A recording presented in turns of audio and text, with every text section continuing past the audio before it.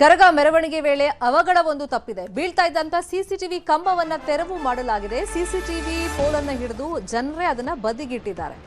ತಡರಾತ್ರಿ 1:23 ಸಿಸಿಟಿವಿ ಕಂಬ ಶೇಕ್ ಆಗಿದೆ. ಅಂದ್ರೆ ಸಿಸಿಟಿವಿ ಕಣ್ಗಾವಲಿರಲಿ, ಲಕ್ಷಾಂತರ ಸಂಖ್ಯೆಯಲ್ಲಿ ಜನ ಸೇರಿದ್ರಿಂದ ಯಾವುದೇ ರೀತಿಯಲ್ಲೂ ಅಹಿತಕರ ಘಟನೆ ಆಗಬಾರದು ಅನ್ನೋ ನಿಟ್ಟಿನಲ್ಲಿ ಪೊಲೀಸರು ಸಿಸಿಟಿವಿಯ ಕಣ್ಗಾವಲನ್ನ ಇಟ್ಟಿದ್ರು. ಬಟ್ ತುಂಬಾ ಜನ ಸೇರಿದ್ರಿಂದ ಆ ಕಂಬನೇ ಶೇಕ್ ಆಗ್ಬಿಟ್ಟಿದೆ.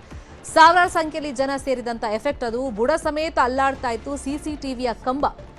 ಬೀಳುವಂತ ಮೊದಲೇ ಭಕ್ತರು ಅದನ್ನ ಕೈಯಲ್ಲಿ ಹಿಡ್ಕೊಂಡಿದ್ದಾರೆ.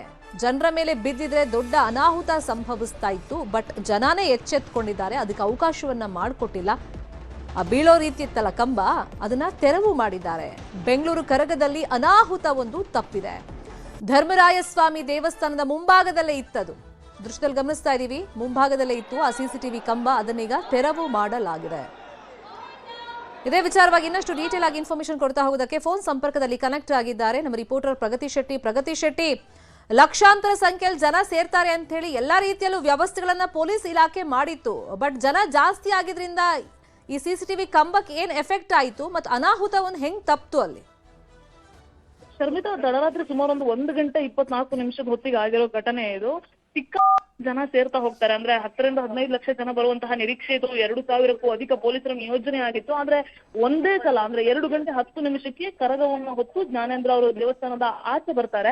ಅದನ್ನ ನೋಡೋದಕ್ಕೋಸ್ಕರ ಒಂದೇ ಸಲ ಜನ ಬಂದು ಬಿಡ್ತಾರೆ. ಆ ಸಂದರ್ಭದಲ್ಲಿ ಅಲ್ಲೇ ಅಕ್ಕಪಕ್ಕದಲ್ಲಿ ಹಾಕಿದ್ದಂತಹ ಸಿಸಿಟಿವಿ ಪೋಲ್ ಏನಿರುತ್ತೆ ಅದು ಶೇಕ್ ಆಗೋದಕ್ಕೆ ಶುರುವಾಗುತ್ತೆ. ಶೇಕ್ ಆಗ್ತಿದ್ದಂಗೆ ಜನರೇ ಅದನ್ನ ಶೇಕ್ ಆಗ್ತಿದೆ ಅನ್ನೋದು ಗೊತ್ತಾಗ್ತಾ ಇದ್ದಂಗೆ ಕೈಯಲ್ಲಿ ಹಿಡ್ಕೊಂಡ್ ಬಿಡ್ತಾರೆ. ಆಮೇಲೆ ಸ್ವಲ್ಪ ಜಾಗ್ರತೆಯಿಂದ ಅದನ್ನ ಕೆಳಗೆ ಇಳಿಸ್ತಾರೆ. ಅದರ ಒಂದು ಎಕ್ಸ್ಕ್ಲೂಸಿವ್ ಸಿಸಿಟಿವಿ ದೃಶ್ಯ ಲಭ್ಯ ಆಗಿರುವಂತಹದ್ದು.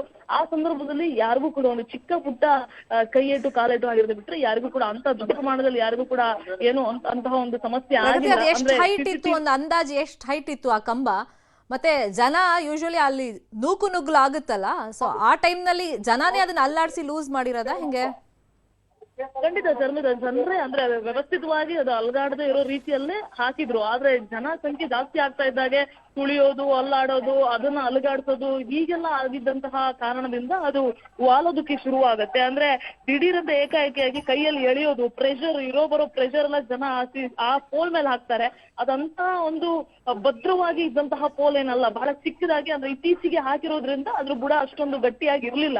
ಸೊ ಅದನ್ನ ಎಳೆದಂತಹ ಸಂದರ್ಭದಲ್ಲಿ ಅದು ಆಗೋದಕ್ಕೆ ಶುರುವಾಗುತ್ತೆ. ಇನ್ನೇನ್ ತಲೆ ಮೇಲೆ ಬೀಳುತ್ತೆ ಅನ್ನೋ ಅಷ್ಟೊತ್ತಿಗೆ ಅವರೇ ಎಚ್ಚೆತ್ತುಕೊಂಡು 4-5 ಜನ ಬಂದು ಸಿಸಿಟಿವಿ ಅಳವಡಿಕೆ ಮಾಡಿದವರು ಕೂಡ ಒಂದಷ್ಟು ಜನ ಬಂದು ಅದನ್ನ ಪೋಲನ್ನ ಇಳಿಸಿ ಅದನ್ನ ತಗೊಂಡೋಗುವಂತ ಕೆಲಸ ಮಾಡ್ತಾರೆ. ಈ ಸಂದರ್ಭದಲ್ಲಿ ಪೊಲೀಸರು ಕೂಡ ಜನರ ಮೇಲೆ ಲಘುವಾಗಿ ಲಾಠಿ ಪ್ರಹಾರ ಕೂಡ ಮಾಡಿದ್ರು ಅನ್ನುವಂತಹ ಇನ್ಫಾರ್ಮೇಶನ್ ಕೂಡ ಇದೆ. ಅಂದ್ರೆ ಕ್ರೌಡ್ ಕಂಟ್ರೋಲ್ ಮಾಡೋದಕ್ಕೋಸ್ಕರ ಈ ರೀತಿಯಾಗಿ ಪೊಲೀಸರು ಕೂಡ ಭದ್ರತೆಯನ್ನ ಮಾಡೋದಕ್ಕೋಸ್ಕರ ಒಂದು ಕ್ರಮವನ್ನು ಕೂಡ ಕೈಗೊಂಡಿದ್ದಾರೆ. ಅದನ್ನ ಬಿಟ್ಟರೆ ಬೇರೆ ಯಾವುದೇ ರೀತಿಯಾದಂತಹ ಸಮಸ್ಯೆ ಇದುವರೆಗೂ ಕೂಡ ಆಗಿಲ್ಲ. ಶರ್ಮಿತಾ ಶೆಟ್ಟಿ. ಥ್ಯಾಂಕ್ ಯು ಪ್ರಗತಿ ಶೆಟ್ಟಿ, ಕ್ಷಣದ ಮಾಹಿತಿ ಕೊಟ್ಟಿದ್ದಕ್ಕೆ.